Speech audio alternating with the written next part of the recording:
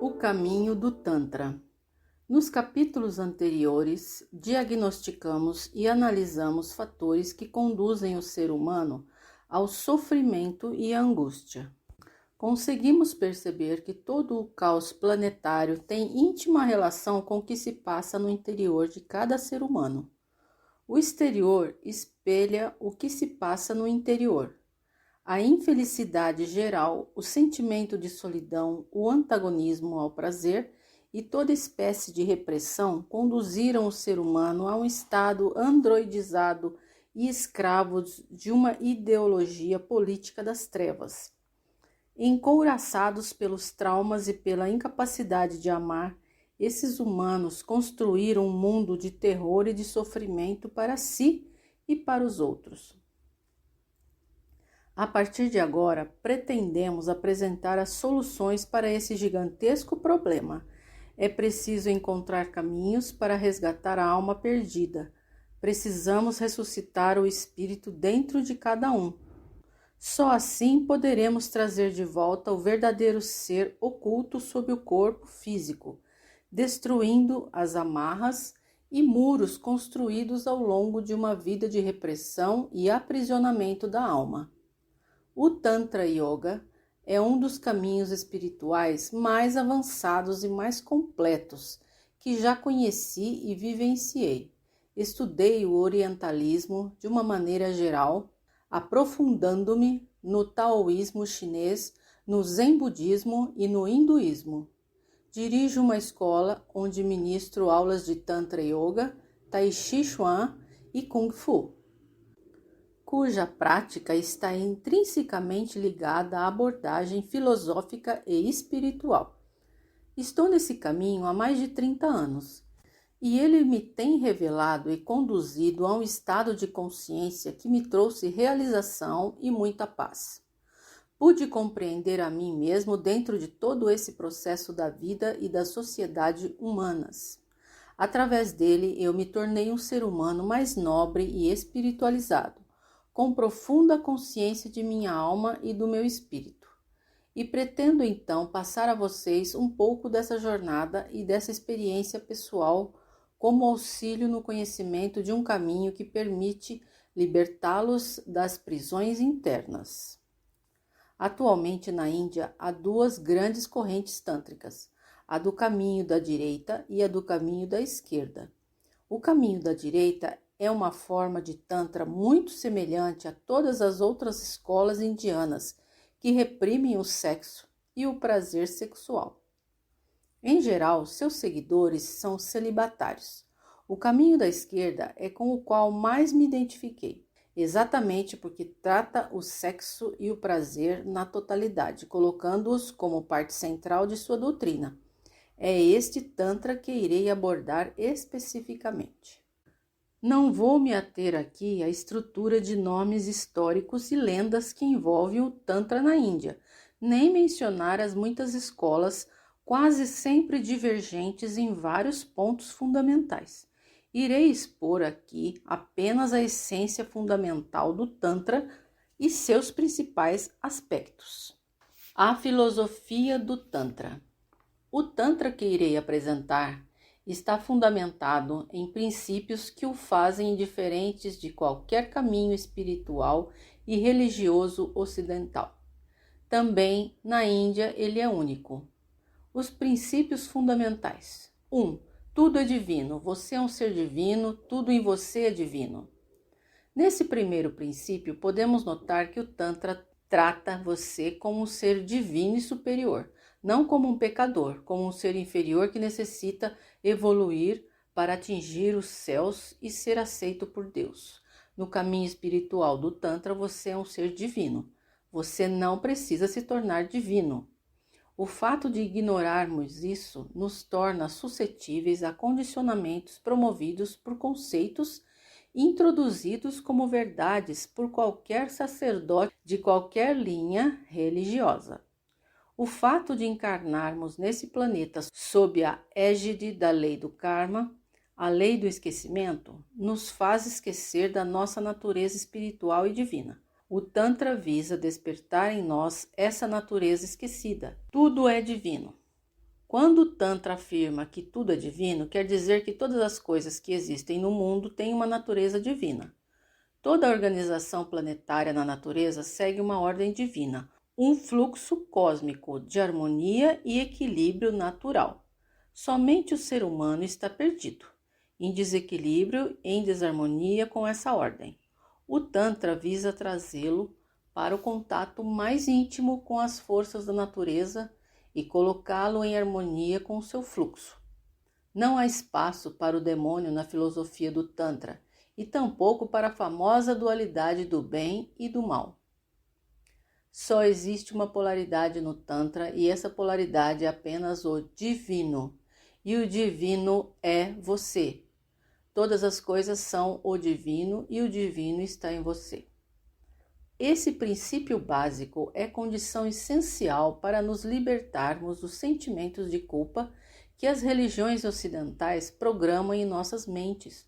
Essas religiões sempre apregoaram que somos pecadores, seres inferiores, que devemos ser tementes a Deus. Segundo elas, Deus é um imperador que, das alturas, dirige o mundo ditando regras e leis.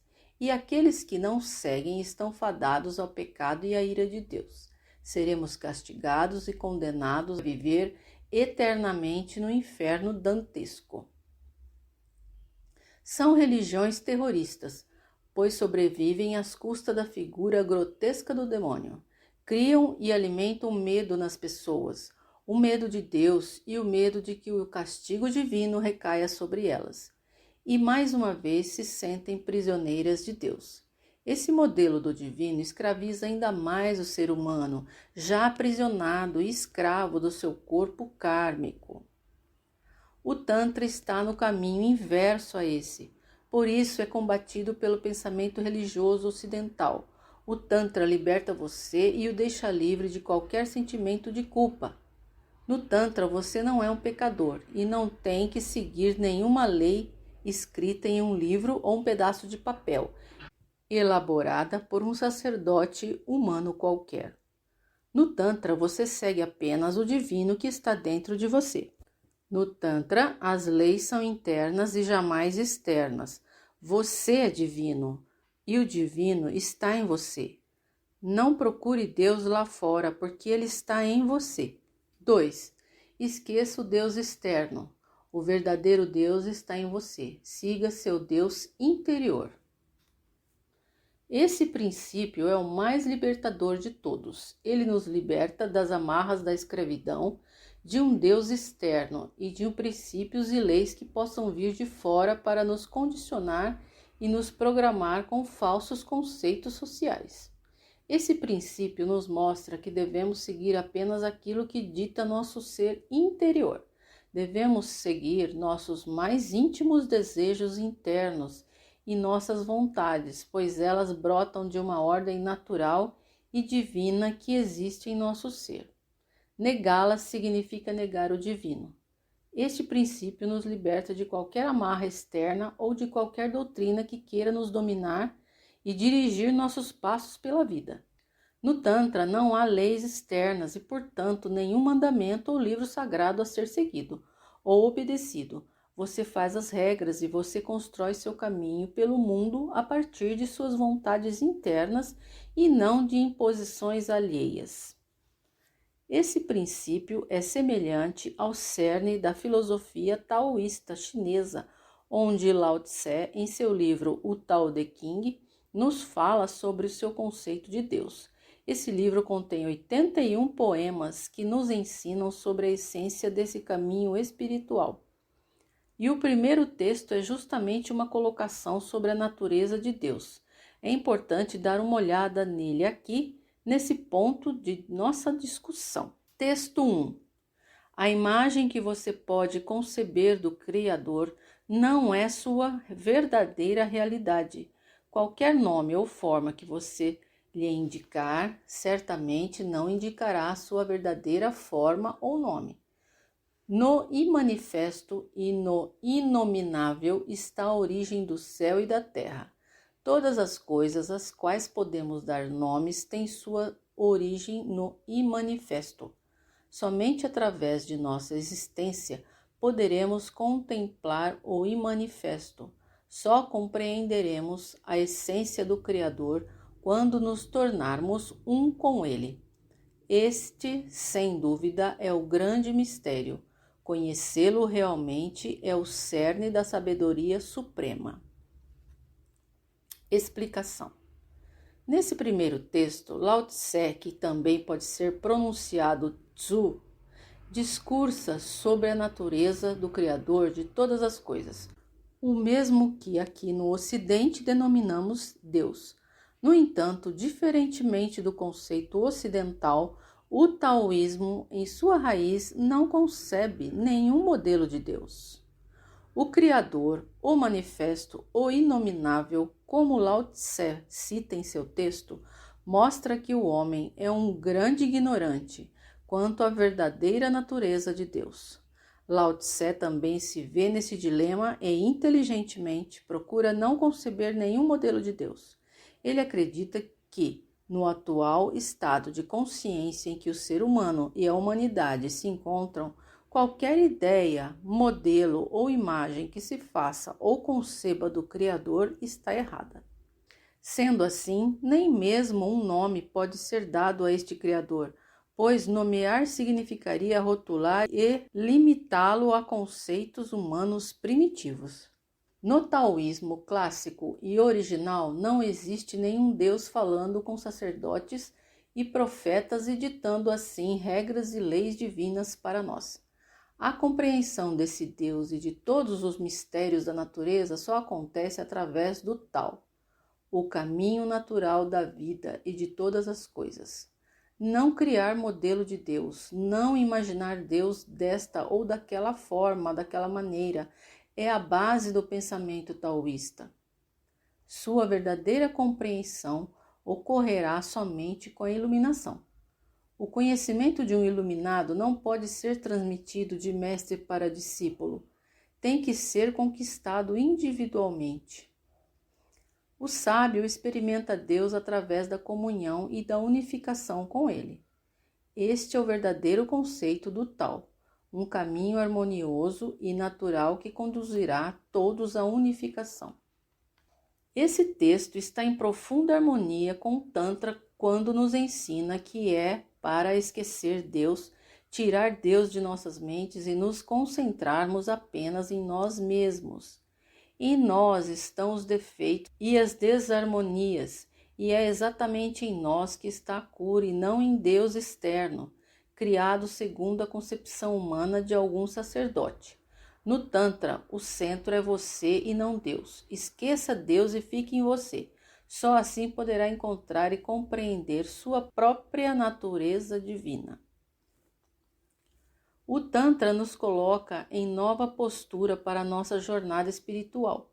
Ele nos liberta da escravidão de todas as religiões. Não existe mais a figura repressora de um Deus, de um demônio, de um inferno, no mal e de tudo mais. Não havendo repressão, será um trauma a menos, deixando de nos perturbar neste mundo kármico. Nos textos bíblicos da religião judaico-cristã, existe a afirmação de que fomos criados à imagem e semelhança de Deus. Apenas nós humanos e não o resto da natureza. Se as vacas pensassem, certamente seu Deus teria chifres. Na verdade, é o ser humano quem cria seus deuses e a sua própria imagem e semelhança.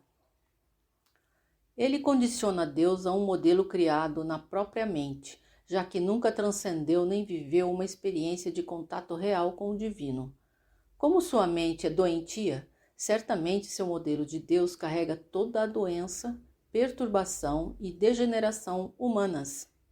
Certa vez um sacerdote cristão foi para a Índia pesquisar sobre filosofias indianas e deparou-se com um mestre tântrico. Ao ser recebido pelo mestre, inicia-se um diálogo entre eles. O sacerdote faz uma afirmação categórica. Deus é o Criador de todas as coisas. Deus criou o mundo, o universo e todas as coisas que existem dentro dele. Deus criou o homem à sua imagem e semelhança, porque somente Deus tem o poder da criação. Somente Deus pode criar. Depois de ouvir pacientemente a colocação do sacerdote, o mestre tântrico faz a seguinte pergunta: quem criou o pecado? O sacerdote responde: é claro que foi o demônio. Quem criou o pecado? O demônio cria o pecado e incita a humanidade ao pecado. O mestre tântrico continua perguntando: quem criou o demônio? Meio sem jeito, o sacerdote responde: bem, foi Deus quem criou o demônio. Novamente, o mestre tântrico questiona: quem então é mais pecador? O demônio que cria o pecado ou Deus que cria o demônio para criar o pecado? Sem saber exatamente como se colocar, o sacerdote se viu sem saída, pois havia dito que só Deus tem o poder da criação. Notem que viver uma filosofia dualista do bem e do mal não tem sentido e consiste na forma mais primitiva e grotesca de ver o universo e Deus. A dualidade leva a paradoxos extremos e sem saída, demonstrando que esse princípio é falho e sem lógica quando analisado por mentes mais sábias e iluminadas. 3. Você é um Buda. Você nada precisa fazer para tornar um Buda. Você já é um Buda. Só precisa descobrir isso. O grande Buda Siddhartha Gautama dizia para seus discípulos: vocês são Budas, vocês nada precisam fazer para tornar um Buda, vocês já são Budas. A única diferença que existe entre vocês e eu é que eu sei que sou um Buda e vocês não sabem que são Budas. Notem que esse ensinamento é de suma importância para o Tantra e sempre foi a doutrina fundamental de algumas filosofias orientais. Você nada precisa fazer, você não necessita alcançar algo, você já é um Buda. Esse aspecto do Tantra faz com que seus seguidores se tranquilizem, que não se desesperem nem se esforcem para chegar a algum lugar. Nada precisa ser atingido ou conquistado, tudo já está em cada um de nós. Resta fazer fluir. Essa postura é totalmente oposta às doutrinas ocidentais que nos colocam como pecadores e seres inferiores de uma classe excluída do paraíso. Somos forçados a seguir duras regras e rígidos mandamentos que nos tolhem a capacidade de sentir e de viver em prazer e êxtase. A doutrina central do Ocidente é a seguinte: temos que evoluir, temos que chegar a Deus e ser como Ele. Mas, para tanto, necessitamos de muito esforço e muito sofrimento e resignação. Só assim iremos evoluir, chegar até Deus ou a um estado divino e entrar no reino dos céus. Penitências árduas, celibato absoluto, enclausuramento em mosteiros, exclusão do mundo, estas são as diretrizes para servir e agradar a Deus. Viver em penitência e resignação, porque somos primitivos e pecadores. No Tantra, nada disso acontece. Você já é um Buda e só precisa acordar para esse fato. Você não tem que evoluir para se tornar algo que você já é. Só necessita descobrir. Para isso, existem técnicas simples que farão com que se torne consciente dessa realidade. Quando você está livre para fluir com a vida, com suas energias primárias no comando e sem repressão de nenhuma espécie, esse estado de Buda brota de seu interior e passa a se manifestar em você naturalmente. Quando todo o lixo cultural e as amarras das repressões são retirados de nosso ser, naturalmente as forças reprimidas lá no fundo de nossa alma começam a emergir. Em seu caminho, as energias irão desbloqueando seus canais vitais, despertando seus chakras superiores e trazendo à tona o Buda adormecido em seu ser. O Buda que estava escondido sob as couraças reikianas e sob o lixo e entulho repressivos vem à tona e se mostra vivo para o mundo. O Tantra ensina que isso é possível, bastando tirar o entulho cultural de nossa programação de androides sob os quais conduzimos nossas vidas. No caminho do Tantra, você aprende que não tem para onde ir, nem nada para ser conquistado. Você só está aqui para viver em êxtase e em prazer. E para isso só precisa ser você mesmo. Nada precisa ser conquistado. Relaxe e medite profundamente e encontrará esse estado natural que está dentro de você mesmo. Vou mostrar que o problema central sempre esteve em nossa cultura externa e não em nós mesmos. Tudo que nos foi ensinado e condicionado em nosso ser como verdades últimas é que levou a humanidade a esse estado caótico. Vou lhes contar uma história para ilustrar este fato. Na velha Índia existia um senhor humilde que vendia leques. Ele os fabricava e depois saía para vendê-los. Costumava ficar bem embaixo do palácio de um rei e gritava: "Olha o leque, comprem um leque, meu leque é o melhor do mundo." O rei ouvia aquela ladainha todo dia. Certa vez, intrigado, mandou um emissário ver o leque e descobrir o que tinha assim de tão especial. O leque custava 100 rúpias, caríssimo. O rei quis então saber por que aquele leque custava tão caro e mandou chamar o vendedor. Depois de observar os leques, viu que eram muito simples, não tinha nada de especial. Então perguntou ao vendedor: "Escuta aqui, meu senhor, o que tem seu leque para custar tão caro?" O vendedor responde: "O meu leque é especial, dou garantia de que duram 100 anos." O rei se surpreende. "Ah, mas como? O senhor é um charlatão. Como esse leque irá durar 100 anos? Olha aqui, as varetas são simples, tudo é simples nesse leque." Mas o vendedor continuou garantindo que o leque duraria 100 anos. Enfim, o rei disse que compraria o leque, mas caso não durasse 100 anos, colocaria o vendedor na cadeia. O homem concordou.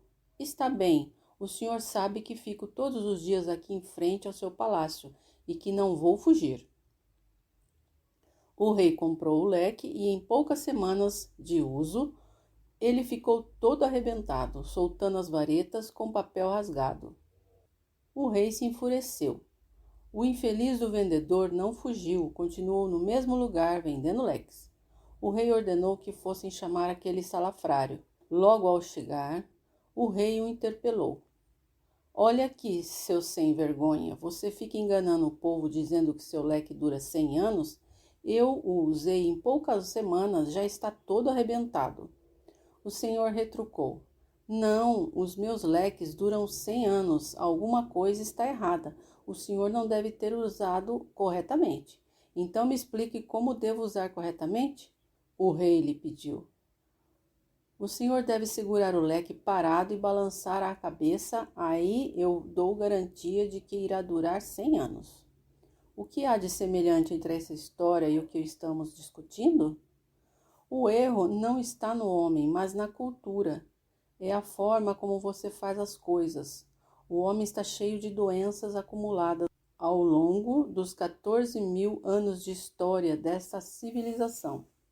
Ele se degenera a cada dia, mas ainda continua louvando sua cultura, louvando sua ciência, privilegiando cientistas, professores. Os políticos, por exemplo, são figuras de destaque em nossa sociedade e altamente valorizados, mas na maioria são corruptos e servidores de interesses espúrios. Não compreendo como podem ser tão ingênuos a ponto de idolatrar tais figuras. Políticos, falsos profetas, falsos ideais, essa ideia toda do século XX e de toda a história de nossa cultura. Durante estes 14.000 anos, através dessa cultura, dessa ciência e de suas religiões, o ser humano não conseguiu preencher o seu interior com amor. Se prosseguir neste caminho, passarão mais 14.000 anos e tudo continuará na mesma. Se não mudarmos, se não fizermos uma revolução, a chamada Revolução Aquariana, a do ser humano do terceiro milênio, o mundo não se transformará e não conquistaremos um estado de amor e paz verdadeiros em nossa sociedade. No caminho do Tantra, nossa cultura é deixada de lado. É tratada como entulho, um lixo e um câncer a corroerem o nosso ser e nossa alma. No Tantra, devemos ouvir nossa alma. Nossos desejos e anseios mais íntimos devem vir à tona. Devemos nos tornar crianças novamente e ser como éramos, antes de nossa cultura destruir nossa alma e matar nosso espírito. O Tantra se propõe a fazer conosco esse trabalho de purificação e desprogramação de nossa mente e de nosso ser. Existia um mestre oriental que fazia esculturas. Um indivíduo queria vê-lo trabalhando, pois queria saber como era feita uma obra de arte. Então pediu autorização para esse mestre, que costumava trabalhar sozinho, se poderia vê-lo trabalhar. O mestre concordou. Ao entrar no local de trabalho, o mestre lhe dirigiu a palavra, indicando uma pedra e dizendo: "Eis aqui a obra de arte." Confuso, o rapaz perguntou: "Mas que obra de arte? Apenas estou vendo uma pedra bruta." O mestre discordou: "Não, aí dentro está a obra de arte. Cabe a nós descobri-la. Nós vamos tirando os entulhos, aparando as arestas e ela vai aparecer." A mesma coisa acontece quando você cava um poço para buscar água. Quando você cava, não coloca a água dentro do poço. Primeiro cava-se um buraco, tirando um monte de entulhos, e assim que tudo for retirado, a água aparece.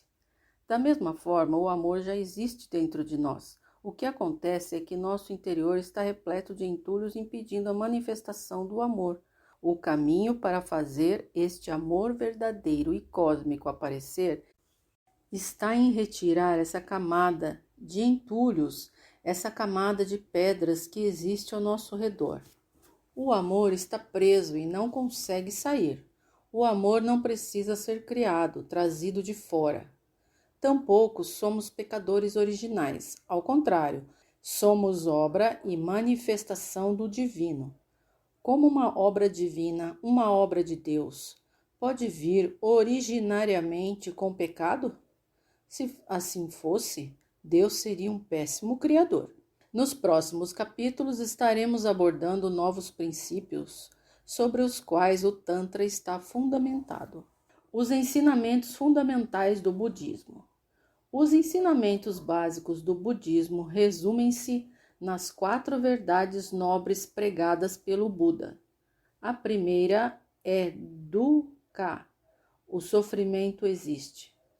A frustração surge quando resistimos diante dos fatos básicos da vida. Exatamente quando não compreendemos as leis naturais que regem a vida e procuramos contrariá-las. Da mesma forma que no Tantra precisamos encontrar, compreender e aceitar as leis da natureza. Uma das leis principais que Buda nos ensinava é que tudo na vida é transitório e passageiro. Todas as coisas surgem e vão embora. Da mesma forma, o taoísmo nos mostra tal fato ao exprimir as leis das mutações dinâmicas como leis básicas do universo. A raiz do pensamento budista, por sua vez, também está centrada nessa lei natural, nesse fluxo constante do universo. O sofrimento humano surge exatamente quando contrariamos essas leis e desrespeitamos o fluxo e a ordem natural das coisas. Quando tentamos nos apegar às formas fixas, quer sejam bens materiais, pessoas ou ideias, Buda nos mostra que tudo isso é Maya, ilusão. Tudo é transitório e passageiro. Outra característica importante é a total destruição do eu, individual. Buda pregava que não existia um eu individual isolado do resto do universo, o ego ou o si mesmo. Essa é para o budismo outra ilusão, mais uma vez, Maya. O apego a esse conceito do eu individual ou ego gera mais um motivo para as frustrações e sofrimentos.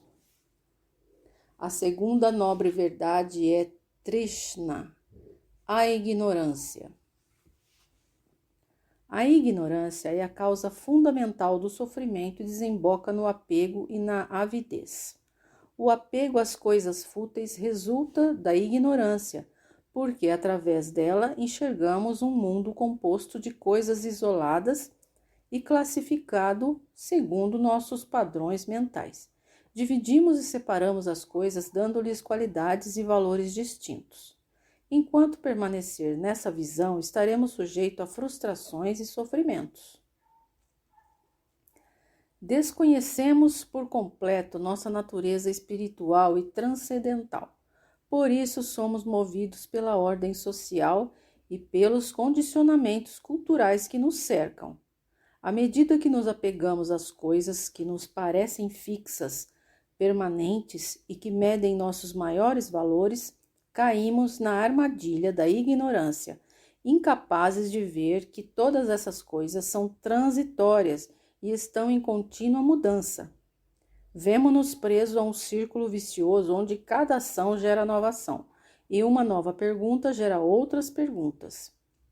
Esse círculo vicioso é conhecido no budismo como samsara, o ciclo do nascimento e morte impelido pelo karma, que por sua vez é infindável cadeia de causas e efeitos. A terceira nobre verdade diz que o sofrimento e a frustração podem chegar a um fim. Pode-se quebrar o círculo vicioso do samsara e livrar-se do jugo do karma. Após isso, poderemos chegar ao nirvana ou estado de Buda. Poderemos transcender a percepção normal da vida e entrar nos estados de consciência de níveis superiores. São estados indescritíveis em palavras. Em Shaolin, Tibete e em muitos outros templos, os sacerdotes treinavam seus discípulos dentro dessa doutrina, procurando desenvolver suas percepções elevadas. E só depois que o discípulo tivesse estruturado sua vida e compreendido as verdades cósmicas, passava a buscar a transcendência espiritual. A quarta verdade, o caminho óctuplo, é a descrição de Buda do caminho que conduz à total extinção do sofrimento. Essa doutrina nos ensina o caminho óctuplo, dos 8 preceitos do autodesenvolvimento que pode nos conduzir ao estado de Buda. Os 2 primeiros caminhos consistem na visão correta da vida, 1, e da situação humana, 2. Compreender os motivos e causas do sofrimento é o ponto de partida.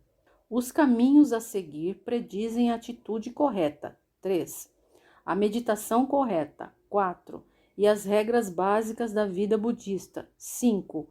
Buda mostrava como opção correta o caminho do meio. 6. Entre os extremos opostos. Os 2 caminhos que se referem à meditação correta e à consciência mostram-nos a experiência mística e transcendental. 8. Oriunda da experiência cotidiana e da contemplação. 7. Ao elevar a consciência a estados superiores, iremos observar as coisas por ângulos diferentes, que nos mostram outra estrutura da realidade. Tal atitude e estado de consciência nos fornecem a experiência prática e real, nos trazem a compreensão do mundo físico e de nossa jornada sobre a Terra. Buda sempre mostrou um caminho aberto e livre para o crescimento. Sempre pregou a necessidade de nos libertarmos de qualquer autoridade espiritual. Não montou nem ditou nenhuma filosofia consistente, cheia de regras, rituais ou de qualquer outro ato dogmático. Pregava humildemente coisas simples de maneira simples. Buda informava que não podia conduzir ninguém à libertação, podia somente apontar um caminho ou uma estrada. O discípulo é quem deveria percorrê-la. Apenas através da experiência pessoal pode haver crescimento e tomada de consciência. Buda, mais uma vez, traz à tona o exemplo dos antigos avatares espirituais da humanidade. Nunca escreveu nenhuma de suas palavras em um pedaço de papel, como Jesus, Sócrates e outros mestres espirituais, que nunca escreveram nada do próprio punho. Os discípulos é quem achavam necessário observar suas doutrinas e pensamentos através da escrita. Assim como os outros, Buda achou desnecessário, pois o caminho do conhecimento e a elevação não podem ser colocados em palavras, muito menos em um pedaço de papel. O caminho de cada um deve ser trilhado passo a passo, e no devido tempo, cada ser se depara com seus momentos de mudança e transformação. A vida é a verdadeira doutrina, e os caminhos a cada dia se abrem diante de cada ser. Uma pergunta surge: qual o melhor caminho a seguir? Quem poderá nos apontá-lo? As respostas para essas perguntas só podem ser encontradas dentro de nós, não em uma doutrina e tampouco com um mestre espiritual. A figura do mestre é importante do ponto de vista amigável e orientador, e ilumina os caminhos que devemos trilhar. Aqueles que já trilharam e já fizeram a jornada que agora estamos vivendo são valiosos orientadores que podem muito nos auxiliar. Tais mestres nos dão força e ânimo para prosseguir a jornada. Em sua total sabedoria, treinam-nos para que, com nossos próprios olhos, enxerguemos o caminho a seguir. Devemos, com sabedoria, venerar e respeitar os sábios do passado e do presente. Só assim poderemos obter auxílio em nossa estrada. O Tantra e a energia sexual Kundalini. O Tantra é, sem dúvida, um dos poucos caminhos no mundo a abordar a sexualidade humana com naturalidade e a dar extrema importância ao prazer como ferramenta de crescimento interior. O Tantra pode ser conhecido como o caminho do prazer. Aqui, o sexo é tratado como algo divino, de acordo com o primeiro princípio do Tantra Yoga, que diz que tudo é divino e que você é o divino. O sexo e a energia sexual que brotam de nosso interior deverão necessariamente ser algo divino. O Tantra não nega o que há de mais natural no ser e reforçará esse sentimento e o desejo pelo sexo com profunda naturalidade. No Tantra, você está livre para viver sua sexualidade e seu prazer sexual em sua totalidade. Todas as emoções geradas lá no fundo de nossa alma serão permitidas e deverão fluir para fora com total naturalidade, sem repressões. O desejo sexual e a busca pelo prazer no sexo são altamente fomentados pelo Tantra. É importante compreendermos que o Tantra é uma ciência espiritual e não uma religião espiritual. Sendo assim, o Tantra não é moral e tampouco imoral. O Tantra é amoral. Muitos indivíduos religiosos e de culturas radicais não conseguirão compreender nem aceitar esses princípios. Olharão o Tantra como um caminho de promiscuidade e de imoralidade. O sexo, para a maioria das pessoas, está enraizado como algo obscuro e grande tabu. Transformar esse arquétipo de uma cultura milenar ocidental é muito difícil. Mas aqueles que estão cansados de viver esse processo do Ocidente, sem resultado, e que estão dispostos a experimentar um novo caminho, poderão encontrar no Tantra uma luz para suas vidas. Um mestre tântrico enfatiza as relações sexuais como o caminho para despertar o estado verdadeiro de prazer e de êxtase em cada um. O prazer será a chave da transformação. Como já analisamos, a energia movimentada numa relação sexual e no orgasmo é a mais poderosa de todas. Tal energia também poderá ser utilizada como maior ferramenta para libertar o homem do estado de trevas em que se encontra. Um mestre tântrico fará com que você se sinta à vontade praticando o sexo e despertando o prazer de que é capaz. Esse prazer movimentará uma poderosa energia renovadora que irá transformar todas as suas células biológicas. Essa energia afetará seus corpos sutis, seu corpo astral, seu corpo espiritual e seu corpo mental, inundando-o de prazer e renovando-os. Tudo aquilo que foi proibido está transmutado e revivido através do sexo. A energia sexual, a Kundalini, a energia orgânica, tem o poder de fazer com que seu ser renasça e rejuvenesça. A energia sexual é a fonte da vida, a base de toda a vida biológica. Quando flui livremente pelo ser, eleva-o a estados superiores de consciência. A ação da energia sexual no corpo físico. Anteriormente, diagnosticamos que a repressão da energia sexual causava grande desequilíbrio no ser humano, afetando profundamente seu corpo físico e sua estrutura biológica. Agora iremos fazer o caminho inverso, pois o Tantra libera essa energia e a faz fluir. Vejamos o que acontece quando a Kundalini pode fluir livremente pelo nosso ser, sem repressões nem amarras. De acordo com teorias da física quântica, toda forma de energia pode ser traduzida como uma entidade vibratória. Isso significa que a energia emocional liberada no interior do ser humano propaga-se através do corpo em forma de ondas que oscilam em certa frequência, com certa amplitude e com um determinado comprimento. Estas são características de entidades quânticas vibratórias. Como já apresentamos anteriormente, a energia sexual do orgasmo, a Kundalini, quando despertada em nosso interior, é a mais poderosa de todas as forças desencadeadas no ser humano. Essa energia irá se propagar pelo corpo em forma de ondas, fazendo com que todas as partes recebam essa descarga poderosa de energia oscilante.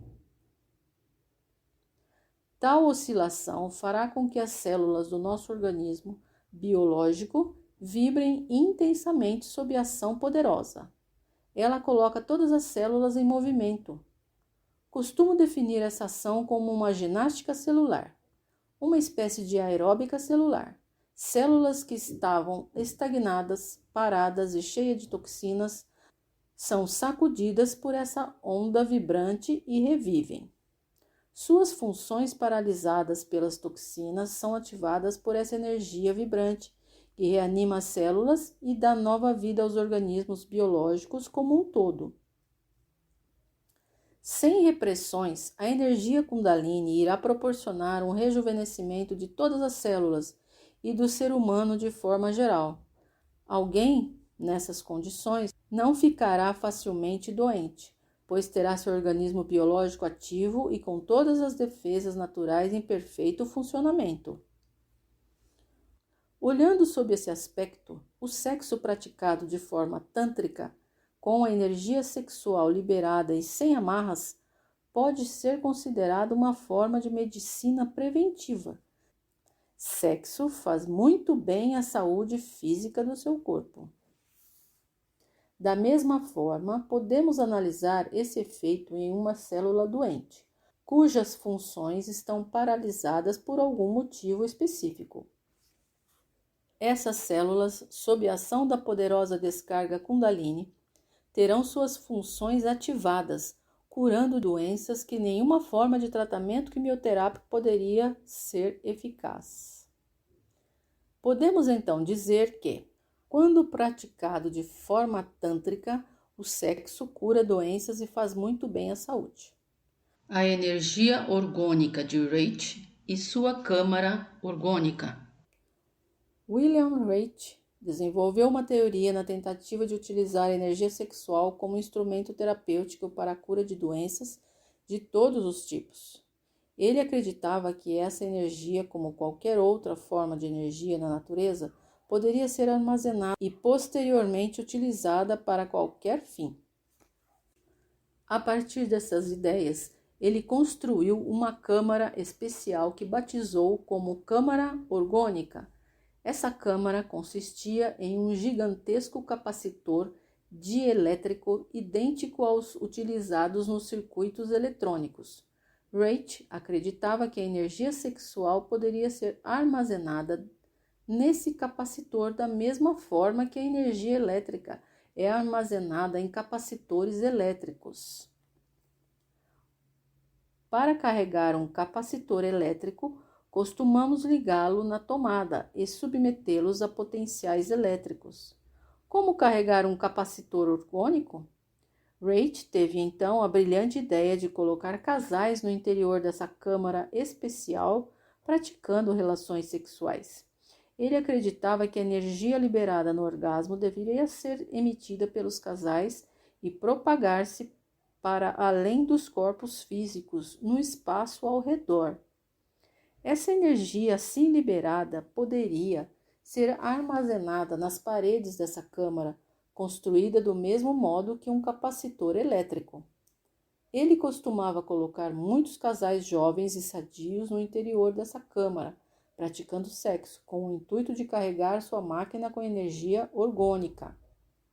Depois dessa primeira fase, com essa câmara totalmente carregada, ele passava a colocar no seu interior indivíduos doentes e debilitados. Misteriosamente, essas pessoas ficavam curadas. Doenças gravíssimas eram inexplicavelmente curadas. Por que isso ocorria? A energia Kundalini, armazenada nessa câmara, agia diretamente nas células doentes desses indivíduos, colocando-as em ressonância com as energias poderosas. Isso revitalizava as células e aumentava o potencial de autodefesa natural do organismo. Dessa forma, doenças infecciosas poderiam ser combatidas e células degeneradas poderiam ser curadas. Portanto, mais uma vez, podemos estar seguros quando afirmamos que o sexo faz muito bem à saúde. Não praticá-lo significa estar em desarmonia com a natureza e isso nos conduzirá a um estado doentio.